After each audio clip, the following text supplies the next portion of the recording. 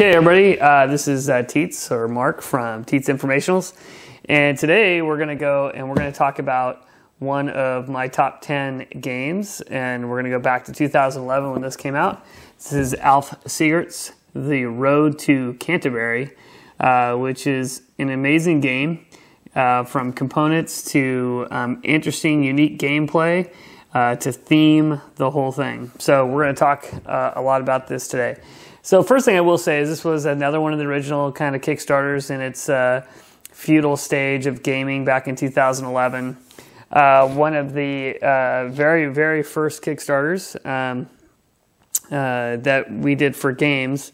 And it's just such a cool game. It deals with the 7 deadly sins, of course, and you are just pilgrims that are traveling through the road to Canterbury. And you are these fraudulent, aka partners, that are going around with these fake pardons and pardoning these pilgrims for money, so you can forgive their sins. However, the more sins they commit, they end up dying, and then you can't collect money from them. So it's just a really unique, cool, fun theme. And basically how it works is it's a 2 to 3 player game. So really fun with 2 players and really cool with 3 players. There's a lot to constantly think about. You know, unfortunately, it's really interesting because usually when I'm not that good at a game, I don't tend to like it. But even when I lose this game, which is probably more often than I win it, and that's because the person I play with is not to be named here today, but he is really good at this game. And it just drives me crazy because I always think I'm setting myself up to pardon these guys or to benefit from their death and to get farther along in the road to Canterbury. But I never seem to do that great. But one thing I'll say also, this inside this box, and I'm going to open it. It's just such a nice box. It takes a while to open. Nice, that air. So I got some of the stuff in here. But literally, this has some of the greatest components, as all his games do. Really thick cards. These are the Pilgrim cards that are going to go in here. This one is Wrath. But all the way down to how everything fits in this game board. So you have, you know, your money. You've got your little playing cubes. Which, by the way, what a cool color scheme. He's got purple, black, and kind of a white beige.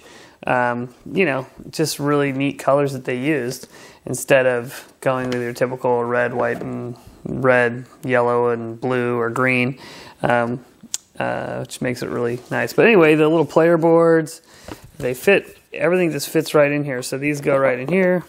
You need to slot these guys in. And then you go, okay, well, where's the board go? So this board fits right in here. There's actually like little slots for it.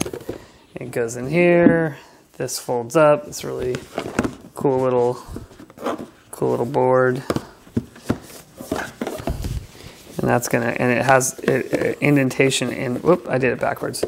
This goes in here, indentation there, and then that sits right on top of there, and then your sweet rule book goes in here, everything goes in there, and it fits. I'll put it away in a second. Look at these little cool satchels that you get. It's where you keep your money in them. Just all the way down quality. But I can just tell you, the gameplay is outstanding.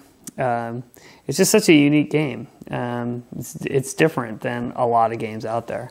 And that's what keeps it in my top 10, and that's why I always want to play it. That's why I have more than one copy of it. But it is truly a great game. So if you can still find it, I mean, baffling to me, this game was discounted, you know, went on sale different places. I'm sure that'll change.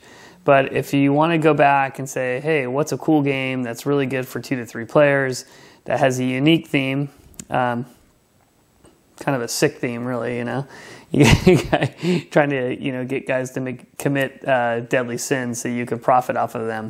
But the artwork is great, and that's just, I mean, it just makes it fun. It's fun to joke around. It's fun to act like you're these partners out there. And again, it's just quality. Like, you have this awesome, great looking game.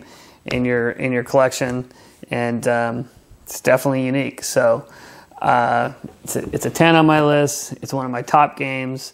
I wanted to do this specifically just to bring some more attention back to this game. And if you can get it, you should definitely have this in your collection, and you should definitely play it. Very, very fun game. Alf Secrets, The Road to Canterbury. Take it easy. We'll see you next time.